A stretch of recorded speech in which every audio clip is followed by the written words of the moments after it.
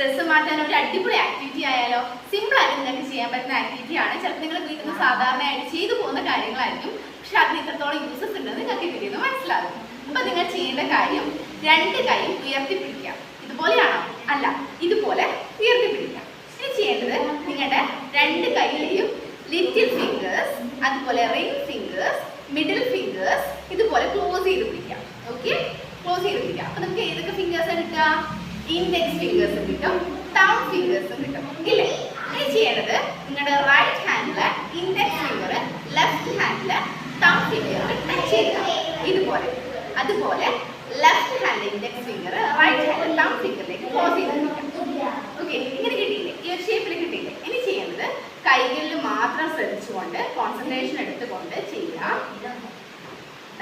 ഇതുപോലെ ചെയ്യാം. Step by step ആയിട്ട് ചെയ്യാം. സ്റ്റെപ്പ് കയറുന്ന പോലെ ഇല്ലേ? അതുപോലെ ചെയ്യാം കേട്ടോ.